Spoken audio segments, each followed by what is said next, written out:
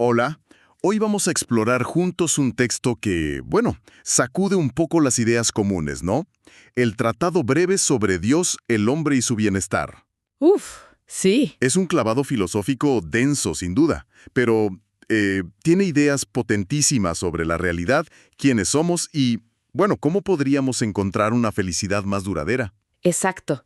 Es que es una obra temprana de Spinoza y nos presenta una visión del universo muy radical, diría yo. ¿Radical en qué sentido? Pues argumentada con una lógica que, híjole, es implacable.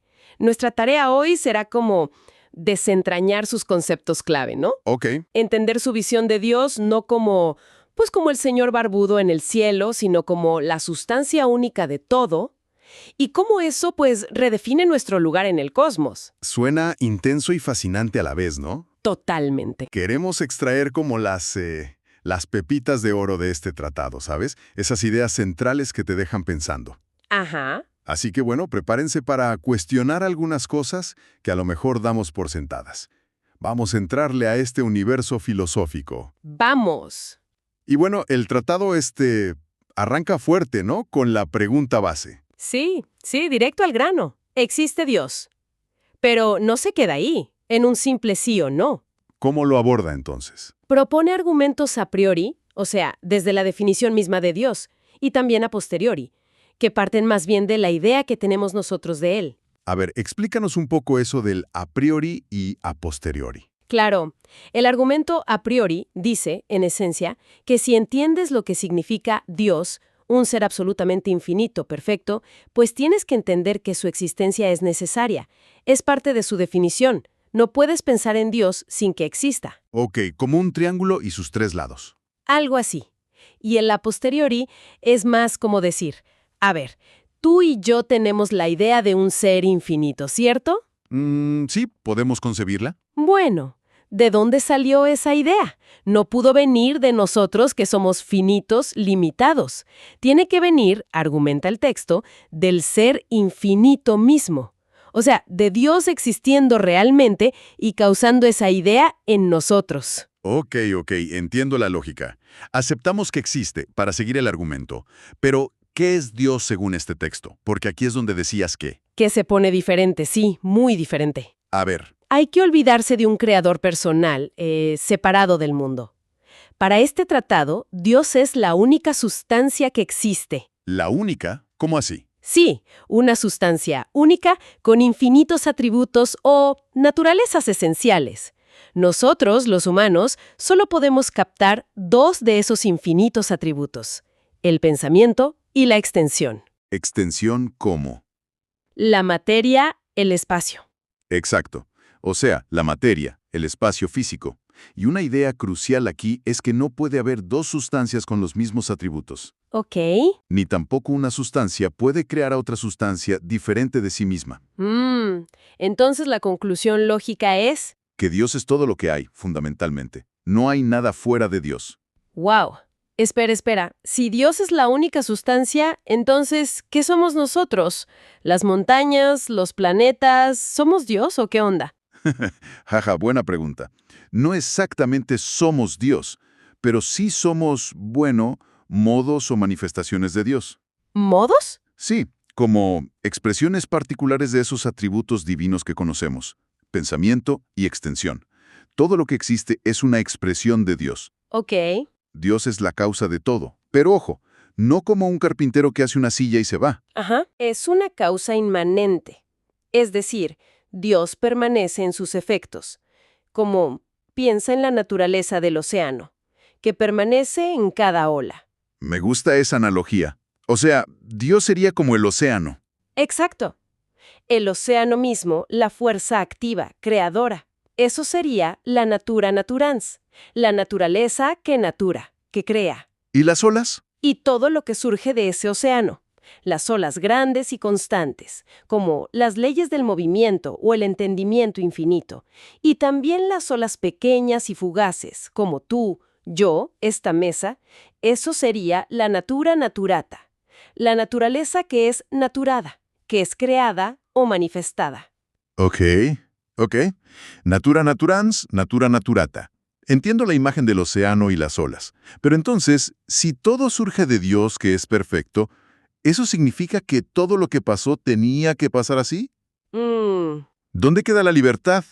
El azar, nuestras decisiones. libertad. A ver, cuéntame. El texto argumenta que Dios actúa necesariamente según las leyes de su propia perfección infinita. O sea, no podría haber hecho las cosas de otra manera. ¿Cómo que no podría? Porque si pudiera, eso implicaría que le faltaba algo antes, o que cambió de opinión. Y eso es imposible para un ser absolutamente perfecto e inmutable. Pero, entonces, ¿eso no le quita libertad a Dios? Es que aquí viene el giro radical en cómo define la libertad. Ajá. Para Spinoza, ser libre no es poder elegir entre A o B caprichosamente, como ir al súper y dudar entre dos marcas de cereal. Jaja, ok. Entonces, ¿qué es? Ser libre es actuar únicamente determinado por tu propia naturaleza esencial, sin que nada externo te obligue o te influya. Actuar desde ti mismo, sin coacción externa. Exacto. Y en ese sentido, Dios es el único ser absolutamente libre, porque nada fuera de Él lo determina. Él actúa solo desde su propia necesidad interna perfecta. Ok, Dios es libre en ese sentido. ¿Y nosotros? ¿Y todo lo demás? Pues, como todo deriva necesariamente de Dios, todo en la naturaleza, incluidas nuestras acciones, sucede por necesidad. Hay una cadena de causas y efectos que viene de Dios. O sea, no hay azar real. Según este tratado, no. Lo que llamamos azar es solo ignorancia de las causas. Y la predestinación aquí significa eso. Todo está determinado a ser como es por esa cadena causal divina. Híjole, me cuesta trabajo procesar eso. De verdad, si todo es necesario y viene de un Dios perfecto, ¿cómo explicamos el sufrimiento, el mal, el caos que vemos todos los días? Claro, es la objeción obvia. Y fíjate que el texto ya se anticipa eso, ¿eh? ¿Y qué dice? ¿Cuál es la respuesta? Y efectos. Vemos solo un pedacito y juzgamos. Nuestra perspectiva limitada, claro. ¿Y la segunda?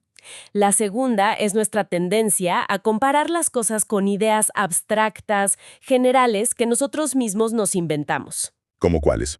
Como la idea de el hombre ideal o el perro perfecto. Entonces decimos que Pedro es imperfecto porque no cumple con nuestra idea abstracta. Pero visto en sí mismo, Pedro es perfecto como Pedro, existiendo necesariamente tal como es dentro de la naturaleza. O sea, el mal no es algo real en sí mismo. Exacto. Es más bien una falta de perfección, pero siempre relativa a nuestra idea, o simplemente algo que choca con nuestros intereses particulares. No es una entidad. Y lo mismo aplicaría a bueno y malo en general, supongo. Justo. Son conceptos relativos, producto de la comparación humana.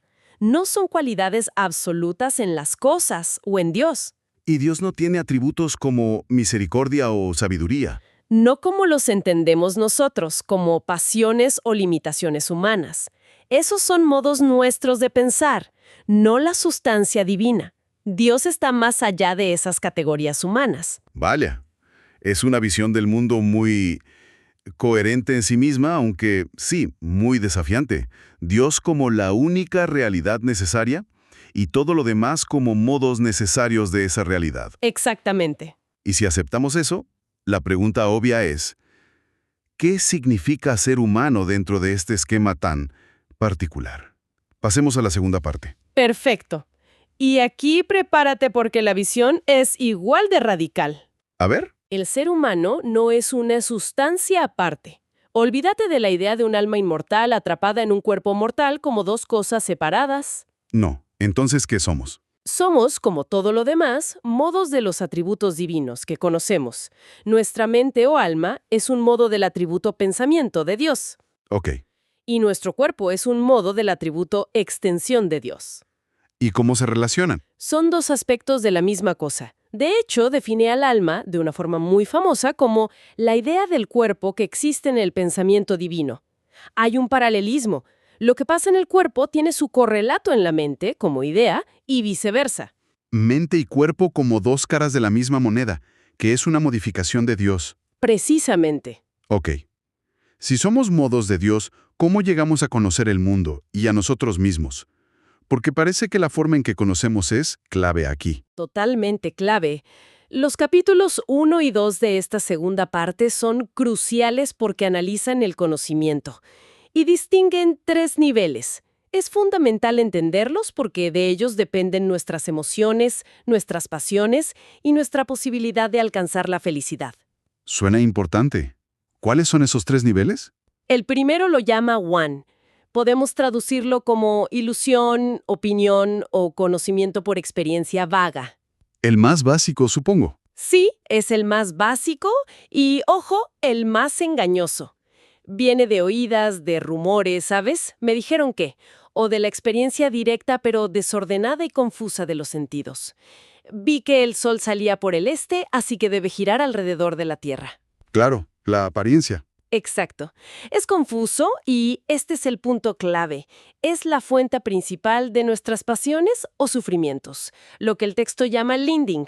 Ok, one. ¿Cuál es el segundo? El segundo es Clara Kenese. Se traduce a veces como creencia o fe verdadera, pero aquí significa más bien conocimiento racional, basado en la razón y la demostración lógica. Ah, como las matemáticas o la lógica. Justo. Sabemos que 2 plus 2 es 4. Entendemos principios generales de la física, por ejemplo. Nos da una idea de cómo deberían ser las cosas, nos guía hacia lo que es útil para nosotros. Pero sigue siendo algo abstracto, ¿sabes? No es una conexión directa con la esencia de la cosa misma. Entiendo. ¿Y el tercero? El nivel superior. ¿Es el Clare Kenise? Conocimiento claro o intuitivo. Este es el nivel superior. Es cuando captas la esencia de algo de forma directa, inmediata. Ves cómo se deriva necesariamente de los atributos de Dios. Sin necesidad de pruebas o razonamientos largos. Exacto. Simplemente ves la verdad de forma inmediata y disfrutas de esa comprensión. Es el conocimiento más perfecto y, según Spinoza, el que nos lleva al amor verdadero y a la felicidad. 3 niveles. Opinión, one, razón, helov, y conocimiento claro, clarikenise. Entendido. Entonces, decías que one, la opinión, es la fuente de las pasiones. ¿Cómo funciona eso? ¿Puedes darnos ejemplos del tratado? Claro, mira, pensemos en la maravilla, verwondering. Ajá. Surge cuando vemos algo que contradice nuestra experiencia limitada, nuestro one. Si nunca has visto, no sé, un celular y de repente ves uno funcionando, te maravillas porque choca con tu normalidad basada en esa experiencia vaga. Tiene sentido. O el amor, Liebe, cuando se basa en la opinión.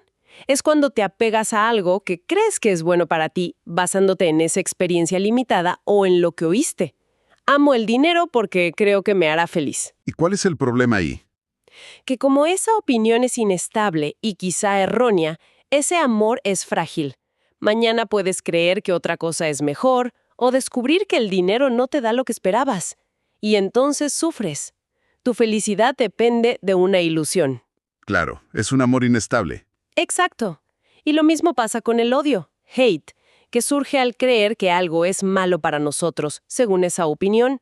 Y el deseo, vejerte, es el impulso hacia ese bien o en contra de ese mal, siempre basado en la opinión, en Batneman. Vaya, tiene mucho sentido. Es como vivir reaccionando constantemente a lo que parece ser en lugar de a lo que realmente es. Justo eso. Vives a merced de las apariencias y de tus interpretaciones confusas. Y la creencia verdadera, el helov. La razón ayuda con estas pasiones. Ayuda, sí, pero no las elimina por completo. La razón nos permite formar una idea más adecuada de lo que es bueno o malo para nuestra naturaleza humana en general. Por ejemplo, Pues la razón nos guía a buscar la salud en lugar de excesos dañinos, a ser prudentes, a entender ciertas consecuencias, pero sigue siendo una guía un poco externa.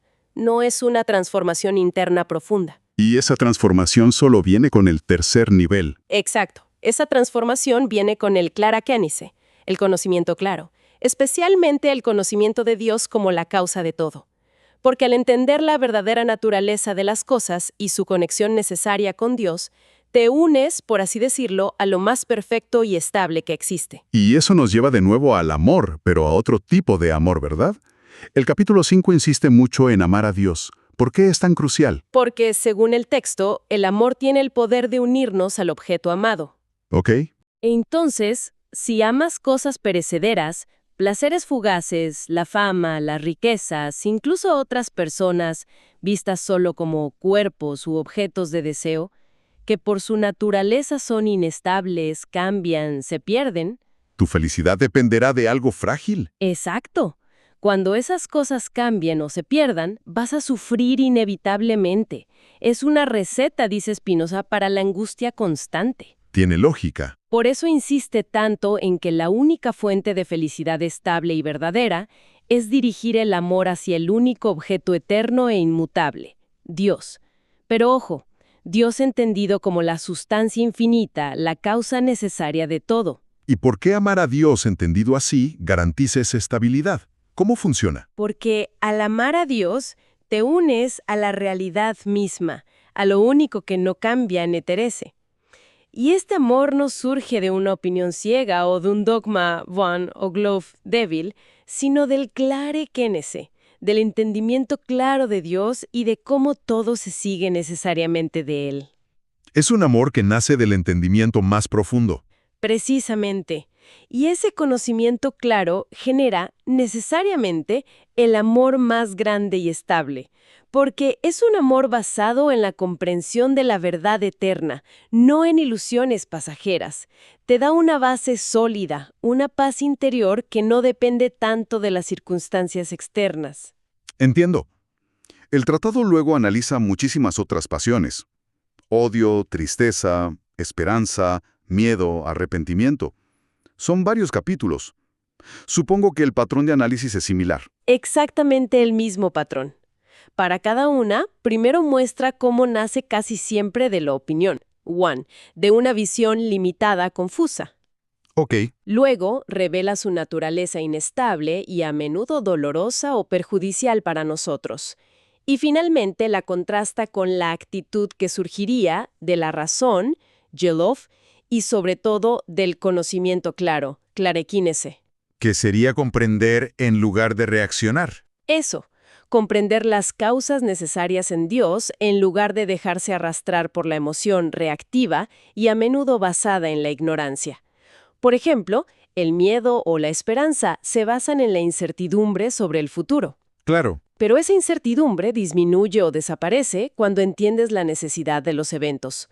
O el arrepentimiento parece inútil si comprendes que, dadas todas las causas que te determinaron en ese momento, no podrías haber actuado de otra manera. suena liberador en cierto modo, aunque difícil de aceptar. Lo es.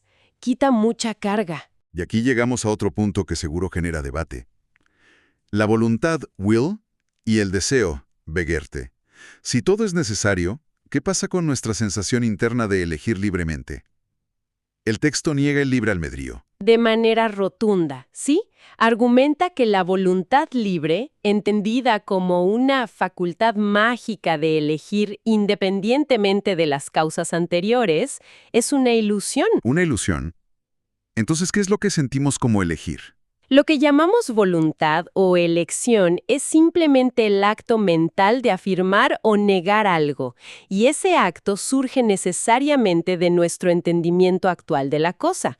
Si entiendes claramente que algo es verdadero, no puedes elegir no afirmarlo mentalmente. La afirmación es necesaria. Es una consecuencia del entendimiento. Exacto. Y el deseo tampoco es libre. Es la inclinación o aversión que sentimos hacia algo, y surge necesariamente de cómo percibimos esa cosa como buena o mala para nosotros en ese momento. Y esa percepción depende De nuestro estado mental, nuestro conocimiento, sea Wan, Gelov o Clarequenice, y de nuestro estado corporal. No elegimos nuestros deseos, son el resultado necesario de causas previas. Uf, eso sí que es fuerte. Suena muy determinista y, bueno, podría parecer que nos quita responsabilidad o incluso dignidad, ¿no? Es una reacción común, sí. Pero fíjate que el texto argumenta justo lo contrario, en el capítulo 18. Dice que entender esta necesidad tiene grandes beneficios éticos y psicológicos. ¿Beneficios? ¿Cómo? Eso sí que suena contraintuitivo. Pues mira, primero nos da humildad. Reconocemos que somos parte de la naturaleza, gobernados por sus leyes, no sus dueños ni excepciones. Ok, eso tiene sentido. Segundo, fomenta la compasión y el amor al prójimo. Si entiendes que las acciones de los demás y las tuyas propias son resultado de causas necesarias, su naturaleza, su historia, su conocimiento limitado. Dejas de odiar, culpar o juzgar tan duramente. Exacto, te inclinas más a comprender y, si acaso, a ayudar a cambiar las causas futuras. Tercero, promueve una justicia basada en la razón, en la protección social, no en la venganza o el castigo por un pecado libremente elegido. Interesante perspectiva para la justicia. Cuarto, nos libera de pasiones inútiles y dolorosas como la envidia, ¿por qué envidiar lo que necesariamente es así?, el miedo supersticioso a un Dios arbitrario y castigador, o el arrepentimiento que te carcome y paraliza. Y finalmente, Y actuar en armonía con nuestra naturaleza más alta, que es la razón y el amor intelectual a Dios, vivir desde el entendimiento. Entonces, el camino hacia esa felicidad y libertad verdadera no es luchar contra la necesidad, sino comprenderla. Comprenderla a través del conocimiento claro. ¿Cómo describe ese proceso? Me imagino que es un camino. Sí, es un proceso, un ascenso intelectual y también afectivo, hacia el Klare Kenenshich, especialmente el conocimiento de Dios. ¿Y qué pasa cuando llegas ahí? Cuando alcanzas esa comprensión intuitiva y directa, tu alma se une a Dios, que es su objeto más perfecto y real. Una unión mística. No necesariamente mística en el sentido tradicional de éxtasis o visiones, sino una transformación profunda del entendimiento y del afecto. El texto lo llama un renacimiento, Wiederbirth. Un renacimiento. Y como nacerá una nueva forma de ser, empiezas a vivir guiado por la razón clara y el amor a lo eterno, en lugar de ser esclavo de las pasiones que vienen de la opinión y de la dependencia constante del cuerpo cambiante y de las cosas externas. Y aclara algo sobre cómo surgen las pasiones en relación con el cuerpo y la mente, ¿no? Sí, es interesante. Dice que las pasiones no vienen directamente del cuerpo, sino de la interpretación que hace la mente, a menudo basada en opinión, de los estados del cuerpo o de los objetos externos. La clave está en cómo la mente procesa esa información. Entiendo. Y esta unión con Dios a través del conocimiento claro. ¿Tiene que ver con la inmortalidad del alma? Es un tema clásico. Directamente relacionado. Lo aborda en el capítulo 23. ¿Y qué dice? ¿Somos inmortales o no? Depende. El alma, como conocimiento o idea, depende de aquello que conoce. Si tu alma durante tu vida se enfoca principalmente en el cuerpo y las cosas perecederas, a través de la opinión y las pasiones, bueno, cuando el cuerpo muere, esa parte del alma ligada a lo perecedero también se disipa en gran medida.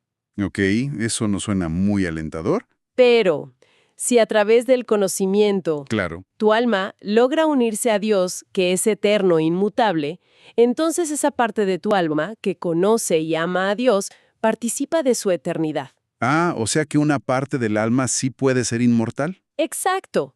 Esa es la verdadera inmortalidad para Spinoza.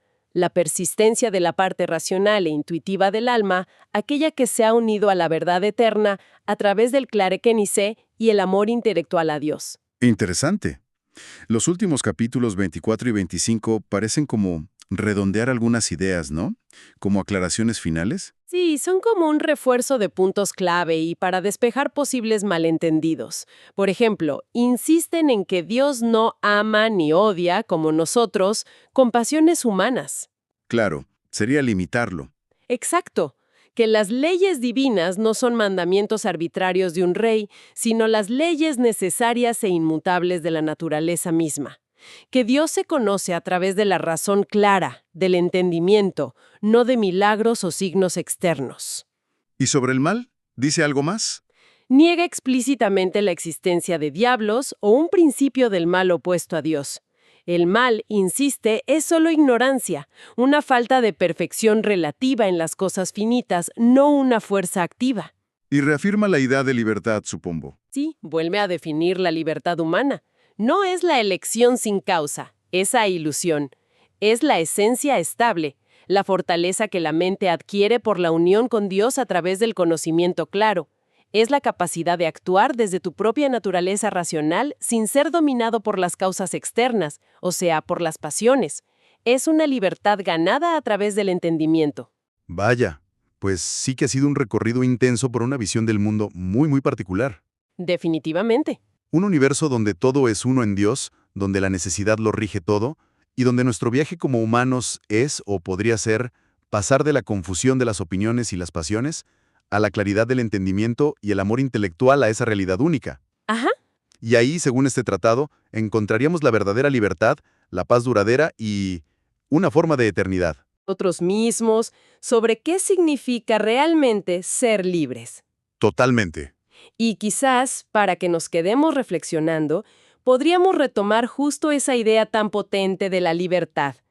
El texto sugiere algo radical, que no somos más libres cuando más opciones caprichosas tenemos frente a nosotros, Sí, no. sino cuando comprendemos más profundamente la necesidad que nos constituye y nos mueve, cuando actuamos en armonía con esa comprensión racional de nuestro lugar en el todo. Es una idea fuerte. Mucho. ¿Cómo cambiaría nuestra vida, nuestras reacciones, si buscáramos la paz no en la ilusión de la elección sin causa, sino en la serenidad que da a entender nuestro lugar necesario dentro del gran tejido de la realidad? Híjole. Una pregunta que da para mucho que pensar. Con eso, pues, cerramos nuestra exploración del tratado breve sobre Dios, el hombre y su bienestar. Un placer, como siempre. Gracias por acompañarnos en esta inmersión filosófica.